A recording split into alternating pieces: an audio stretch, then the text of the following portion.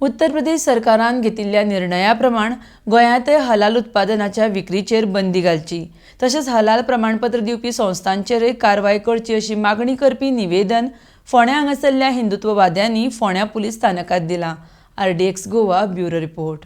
उत्तर प्रदेशचे मुख्यमंत्री माननीय योगी आदित्यनाथ यांनी हलालच्या संदर्भात एक मोठी कारवाई केलेली आहे।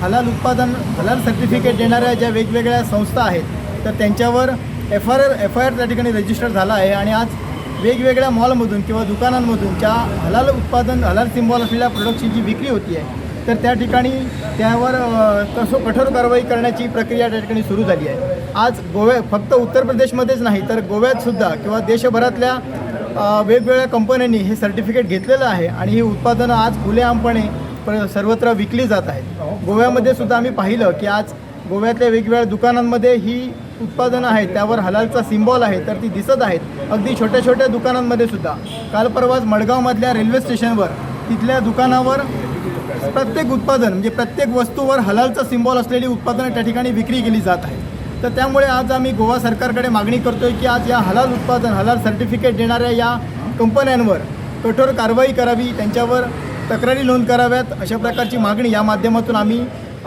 या ठिकाणी सरकारकडे करत आहोत आणि पुनश्च एकदा माननीय योगी आदित्यनाथ यांचे अत्यंत आभार व्यक्त करत आहोत की त्यांनी हा महत्त्वपूर्ण ऐतिहासिक निर्णय या ठिकाणी घेतलेला आहे। त्यामुळे या ठिकाणी हलालवर एक कठोर कारवाई संपूर्ण देशभरामध्ये व्हावी आणि या हलालला संपूर्ण भारतातून मुक्त करण्यात यावं अशा प्रकारची मागणी या माध्यमातून आम्ही करत आहोत। आज या ठिकाणी पोलीस स्टेशनमध्ये आम्ही कंप्लेंट केलेली आहे।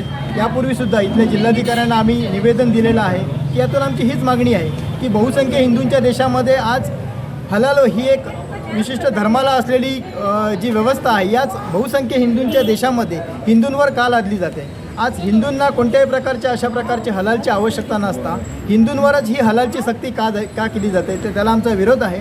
त्यामुळे अशा प्रकारचा कोणतंही प्रायव्हेट ऑर्गनायझेशन जे आहे ज्या हलाल सर्टिफिकेट देत आहेत त्यामध्ये जमियत उलेमा आहे, हलाल काउन्सिल ऑफ इंडिया आहे, हलाल काउन्सिल ऑफ महाराष्ट्र आहेत तर या सगळ्या प्रायव्हेट ऑर्गनायझेशन आहेत।